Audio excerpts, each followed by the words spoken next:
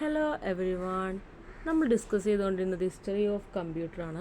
അതിനകത്ത് നമ്മൾ ഒരുപാട് കോൺസെപ്റ്റുകൾ കഴിഞ്ഞ വീഡിയോയിൽ ഡിസ്കസ് ചെയ്തതാണ്. അതിൻ്റെ ബാക്കിയാണ് കേട്ടോ ഈ വീഡിയോ. നമ്മൾ ഫസ്റ്റ് കണ്ടുപിടിച്ച അബാക്കസ് ആണ്. അതൊരു കാൽക്കുലേറ്റർ ആയിരുന്നു. പിന്നെ പാസ്കലൈൻ, പിന്നെ ലെബനീസ്, പിന്നെ ചാൾസ് ബാബേജ് കണ്ടുപിടിച്ച അനലിറ്റിക്കൽ എൻജിൻ, പിന്നെ അഡാ ലവ്ലേസിൻ്റെ അൽഗോരിതം, പിന്നെ ഹൊലേറിത്തിൻ്റെ ടാബുലേറ്റിംഗ് മെഷീൻ, അതായത് പഞ്ചുകാർഡ് വെച്ചിട്ടുള്ള മെഷീന്. പിന്നെ ഫസ്റ്റ് ജനറേഷൻ കമ്പ്യൂട്ടേഴ്സ് നമ്മൾ ഡിസ്കസ് ചെയ്തു. സെക്കൻഡ് ജനറേഷനും ഡിസ്കസ് ചെയ്തു. അത് കഴിഞ്ഞ വീഡിയോയിലായിരുന്നു. ഇനി നമുക്ക് തേർഡ് തൊട്ട് നോക്കാം കേട്ടോ.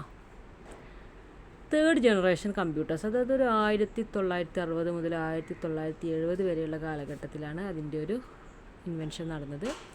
അവിടെ ട്രാൻസിസ്റ്റേഴ്സിനെ റീപ്ലേസ് ചെയ്തുകൊണ്ട് ഇൻ്റഗ്രേറ്റഡ് സർക്യൂട്ട്സാണ് കമ്പ്യൂട്ടറിൽ യൂസ് ചെയ്തത്. അതായത് തൗസൻഡ്സ് ഓഫ് ട്രാൻസിസ്റ്റേഴ്സിനെ നമുക്ക് എന്ത് ചെയ്യാൻ കഴിയും? ഒരു സിംഗിൾ ചിപ്പിൽ പ്ലേസ് ചെയ്യാൻ കഴിയും. അതാണ് IC.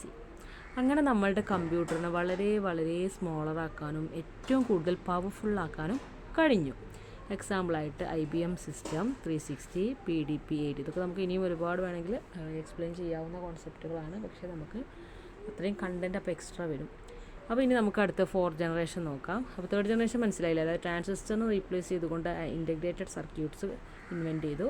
മാത്രമല്ല തൗസൻഡ്സ് ഓഫ് ട്രാൻസിസ്റ്റേഴ്സിന് നമുക്കൊരു സിംഗിൾ ചിപ്പിലേക്ക് മാറ്റാൻ കഴിഞ്ഞു. അതാണ് ഈ ഇൻ്റഗ്രേറ്റഡ് സർക്യൂട്ട്സ് എന്ന് പറയുന്നത്. അതുകൊണ്ട് തന്നെ കമ്പ്യൂട്ടർ വളരെ സ്മോളർ ആവുകയും പവർഫുൾ ആവുകയും ചെയ്തു. ഇനി ഫോർത്ത് ജനറേഷൻ 1970 മുതൽ ഇന്നും തുടരുന്ന ഒന്നാണ് ഈ ഫോർത്ത് ജനറേഷൻ എന്ന് പറയുന്നത്. അവിടെയാണ് മൈക്രോ പ്രോസസ്സേഴ്സിൻ്റെ കണ്ടുപിടുത്തം. ഈ മൈക്രോ പ്രോസസ്സറാണ് പേഴ്സണൽ കമ്പ്യൂട്ടേഴ്സിൻ്റെ റെവല്യൂഷനിലേക്ക് എത്തിച്ചത്. മൈക്രോ പ്രോസസ്സർ കണ്ടുപിടിച്ചത് 1971. അതായത് ഫസ്റ്റ് മൈക്രോ പ്രോസസ്സർ ഇൻ്റൽ 4004 ആയിരുന്നു. അതാണ് പേഴ്സണൽ കമ്പ്യൂട്ടറിലേക്ക് എത്തിയത്. അതായത് ഒറ്റ CPU ആയിട്ട് എക്സിക്യൂഷൻ നടക്കാൻ കഴിയും. ആ CPUവിനെയാണ് നമ്മൾ എന്ത് പറയുക? Micro processor. അതായത് ഇപ്പോൾ മെമ്മറി ആയിക്കോട്ടെ, അരിത്തമാറ്റിക് ലോജിക് യൂണിറ്റ് ആകട്ടെ, കൺട്രോൾ യൂണിറ്റ്, അതൊക്കെ സെപ്പറേറ്റ് ഡിവൈസായിട്ട് യൂസ് ചെയ്തതിന് പകരം ഒറ്റ ഡിവൈസായി CPU ആയിട്ട് യൂസ് ചെയ്യാൻ തുടങ്ങി. പേഴ്സണൽ കമ്പ്യൂട്ടേഴ്സ് ഡെവലപ്പ് ചെയ്യാനും തുടങ്ങി. പിന്നെ 1980 home computers, apple II, IBM PC, commodore 64 എന്നൊക്കെ പറഞ്ഞിട്ടുള്ള കുറേ പബ്ലിക്കിന് ആക്സസിബിൾ ആയിട്ടുള്ള കമ്പ്യൂട്ടേഴ്സ് വന്നത് 1980.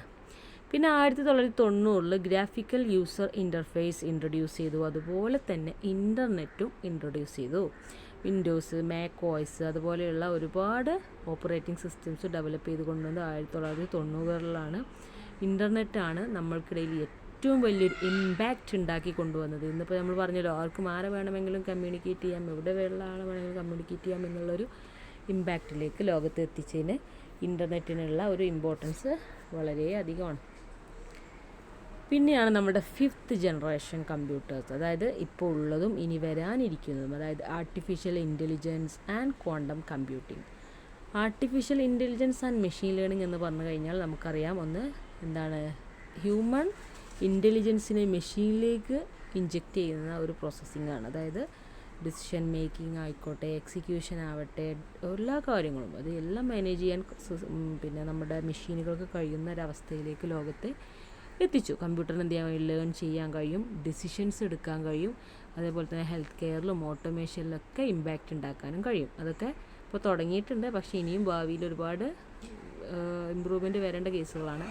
പിന്നെ ക്വാണ്ടം കമ്പ്യൂട്ടിംഗ് ആണ്. അതായത് റിസർച്ച് നടക്കുന്ന ഒരു കേസാണ് ഈ ക്വാണ്ടം കമ്പ്യൂട്ടേഴ്സ്. അതായത് ഇപ്പോൾ ഇതുവരെ നടക്കുന്നത് നമ്മുടെ കമ്പ്യൂട്ടറിനകത്ത് ബൈനറി ആയിട്ടാണ് എക്സിക്യൂഷൻസ് നടക്കുന്നത്. അതായത് 0s 1s. ഇപ്പോൾ നമ്മുടെ കമ്പ്യൂട്ടറിൻ്റെ ഉള്ളിലേക്ക് നമ്മൾ പോയിക്കൊണ്ടിരുന്ന CPUക്കുള്ളിൽ രജിസ്റ്റേഴ്സുക്കുള്ളിലേക്ക് ഈ നമ്പേഴ്സ് അല്ലെങ്കിൽ വാല്യൂസ് അസൈൻ ചെയ്യുന്നത് 0ഉം 1ഉം ആയിട്ടാണ്. അതിന് ചില ലോജിക്കുകളുണ്ട്. അതിൻ്റെ ബേസിൽ 0ഉം 1ഉം ഇങ്ങനെ അറേഞ്ച് ചെയ്ത് വെച്ചിരിക്കുകയാണ് ചെയ്യുന്നത്. അതിങ്ങനെ അനുസരിച്ച് അൾട്രേഷനും മോഡിഫിക്കേഷനൊക്കെ വരുത്തും. അതിൽ നിന്ന് മാറി ക്വാണ്ടം ബിറ്റ്സ് ആയിട്ട് മാറും. ക്യൂബിറ്റ്സ് എന്ന് പറയും. അതായത് 0 ആവാം, 1 ആവാം, അല്ലെങ്കിൽ രണ്ടും പോസിബിളായിട്ടുള്ള ടൈപ്പിലുള്ള പ്രോസസ്സിങ്. ഓക്കെ, 0, 1 ഓർ ബോത്ത്സ് എന്നുള്ള രീതിയിലേക്ക് ഉള്ള ഒരു കമ്പ്യൂട്ടിങ്. അതൊക്കെ ഭാവിയിൽ വരാനിരിക്കുന്നേ ഉള്ളൂ. അതൊക്കെ ജസ്റ്റ് ഒരു തിയററ്റിക്കലായിട്ടാണല്ലോ കേട്ടോ. ഓക്കെ, അപ്പോൾ ഇത്രയാണ് നമ്മുടെ ഹിസ്റ്ററി ഓഫ് കമ്പ്യൂട്ടർ പറയാനുള്ളത്. അപ്പോൾ ആദ്യം തുടങ്ങിയത് എവിടെയായിരുന്നു? ഒരു കാൽക്കുലേറ്റർ, ചെറിയ കാൽക്കുലേറ്റിംഗ് മെഷീൻസ് തൊട്ടാണ് തുടങ്ങിയത് അബാക്കസ്. അവിടെ ജസ്റ്റ് മുത്തും പിന്നെ കമ്പൊക്കെ വെച്ചിട്ട് ഇങ്ങനെ കാൽക്കുലേഷൻസ് നടത്താമായിരുന്നു. അത് കഴിഞ്ഞിട്ട് കാൽക്കുലേറ്ററിലേക്ക് എത്തി പാസ്കലൈൻ. അവിടെ ജസ്റ്റ് അഡീഷനും സബ്സ്ട്രാക്ഷനും ആയിരുന്നു പോസിബിൾ. പിന്നെ ലെബനീസിലേക്ക് എത്തിയപ്പോൾ മൾട്ടിപ്ലിക്കേഷനും ഡിവിഷനും പോസിബിളായി. പിന്നെയാണ് നമ്മുടെ ചാൾസ് ബാബേജ് അനലിറ്റിക്കൽ എഞ്ചിനിലേക്ക് എത്തിച്ചത്. അനലിറ്റിക്കൽ എഞ്ചിനാണ് നമ്മുടെ ഫസ്റ്റ് ഡിസൈനായിട്ട് മാറുന്നത്. അതായത് ജനറൽ പർപ്പസ് മെക്കാനിക്കൽ കമ്പ്യൂട്ടറിൻ്റെ ഫസ്റ്റ് ഡിസൈൻ എന്ന് പറയുന്നത് അതാണ്. അവിടെ നമ്മുടെ CPU പോലെയും മെമ്മറിനെ പോലെയും കൺട്രോൾ യൂണിറ്റിനെ പോലെയൊക്കെയുള്ള കമ്പോണൻസ് അദ്ദേഹം ഡെവലപ്പ് ചെയ്ത് കൊണ്ടുവന്നു. പിന്നെ അഡാ ലവ്ലേസ് എന്ത് ചെയ്തു? ഫസ്റ്റ് പ്രോഗ്രാം അല്ലെങ്കിൽ ഫസ്റ്റ് അൽഗോരിതം ഡെവലപ്പ് ചെയ്ത് കൊണ്ടുവന്നു. അദ്ദേഹത്തെ അതുകൊണ്ട് തന്നെ അവർ ഫസ്റ്റ് കമ്പ്യൂട്ടർ പ്രോഗ്രാമർ എന്നാണ് അറിയപ്പെടുന്നത്. അതിനുശേഷം ഹൊലറിത്ത് എന്നുള്ള ഒരാൾ ടാബ്ലേറ്റിംഗ് മെഷീൻ കണ്ടുപിടിച്ചു. അതായത് ഈ സെൻസസ് ഒക്കെ എടുക്കാൻ വേണ്ടിയിട്ട് പഞ്ച് കാർഡ് ബേസ്ഡ് ആയിട്ടുള്ള ഒരു സിസ്റ്റം ഡെവലപ്പ് ചെയ്ത് കൊണ്ടുവന്നു. അതാണ് പിന്നീട് IBMലേക്കുള്ളൊക്കെ ഒരു തുടക്കമായിട്ട് മാറിയത്. IBM എന്ന് പറഞ്ഞാൽ അത്രയും പോപ്പുലർ ആയിട്ടുള്ള കമ്പനിയാണ്.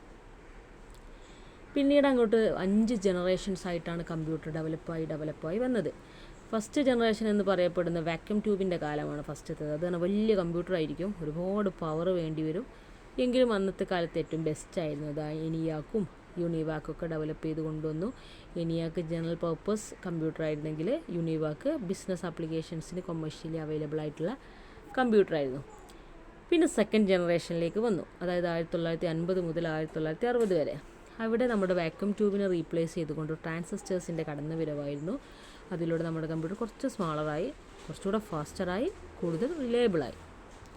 പിന്നെ നമ്മളുടെ തേർഡ് ജനറേഷനിലേക്കുള്ള വരവ്, അതായത് ഇൻ്റഗ്രേറ്റഡ് സർക്യൂട്ട്സ്. ട്രാൻസിസ്റ്റേഴ്സും മാറ്റി നമ്മൾ ഇൻ്റഗ്രേറ്റഡ് സർക്യൂട്ട്സ് ആക്കിയപ്പോൾ തൗസൻഡ്സ് ഓഫ് ട്രാൻസിസ്റ്റേഴ്സിന് നമുക്ക് സിംഗിൾ ചിപ്പിലേക്ക് പ്ലേസ് ചെയ്യാൻ പറ്റി. അതുകൊണ്ട് കമ്പ്യൂട്ടർ വീണ്ടും സ്മാളറായി, കൂടുതൽ പവർഫുള്ളുമായി. പിന്നെ വരുന്നതാണ് നമ്മുടെ ഫോർത്ത് ജനറേഷൻ. 1970 മുതൽ ഇന്നും തുടരുന്നതാണ്. അതായത് മൈക്രോ പ്രൊസസ്സറിൻ്റെ കണ്ടുപിടുത്തമായിരുന്നു 1971. ഇൻ്റൽ 4004 ആണ് ഫസ്റ്റത്തെ മൈക്രോ പ്രൊസസ്സർ. ഇതാണ് പിന്നീട് പേഴ്സണൽ കമ്പ്യൂട്ടർ റെവല്യൂഷനിലേക്ക് വഴിമാറിയത്. പിന്നെ 1980 ഹോം കമ്പ്യൂട്ടേഴ്സ് അവൈലബിളായി, പബ്ലിക്കൊക്കെ ഏറ്റവും ഈസി ആയിട്ട് ആക്സസിബിളായി. 1990 ഏറ്റവും വലിയൊരു റെവല്യൂഷൻ നടന്നത് നമ്മുടെ ഇൻ്റർനെറ്റ്, അതുപോലെ തന്നെ ഗ്രാഫിക്കൽ യൂസർ ഇൻ്റർഫേസ് ഒക്കെയാണ്. അത് നമ്മുടെ ലോകത്തെ കൂടുതൽ ഈസി ആക്കാനും കാര്യങ്ങളെ കൂടുതൽ മാനേജബിൾ ആക്കാനും കഴിഞ്ഞു. പിന്നെ നമ്മുടെ ഫിഫ്ത്ത് ജനറേഷൻ, അതായത് വരാനിരിക്കുന്ന ഒരു ജനറേഷൻ കൂടിയാണത്. അതായത് ഇത് ഫിനിഷ് ആയിട്ടില്ല. അതൊന്ന് AI-യും ക്വാണ്ടം കമ്പ്യൂട്ടിംഗ് ആണ്. AI നമുക്കറിയാം artificial intelligence, machine learning, robotics എന്നൊക്കെ നമ്മൾ പഠിച്ചിട്ടുണ്ട്. സോ അത് ഇപ്പോൾ നടന്നുകൊണ്ടിരിക്കുന്നതാണ്. പക്ഷേ ഇനിയും ഒരുപാട് ഇമ്പ്രൂവ്മെൻറ്റ് ആവശ്യമായിട്ടുള്ള ഒരു ഏരിയ കൂടിയാണ്. പിന്നെ ക്വാണ്ടം കമ്പ്യൂട്ടിംഗ്, അതായത് ബൈനറി സിസ്റ്റം മാറ്റി ക്യൂബിറ്റ്സ് എന്നുള്ളൊരു സിസ്റ്റത്തിലേക്ക് കാര്യങ്ങൾ മൂവ് ചെയ്യുന്നതിനെയാണ് ക്വാണ്ടം കമ്പ്യൂട്ടിംഗ് എന്ന് പറയുന്നത്. ഇത്രയാണ് ഹിസ്റ്ററി ഓഫ് കമ്പ്യൂട്ടർ ഉള്ളത് കേട്ടോ. അപ്പോൾ എല്ലാവർക്കും കോൺസെപ്റ്റ് ക്ലിയർ ആയിട്ടുണ്ടാവുമെന്ന് വിചാരിക്കുന്നു. Okay, thank you.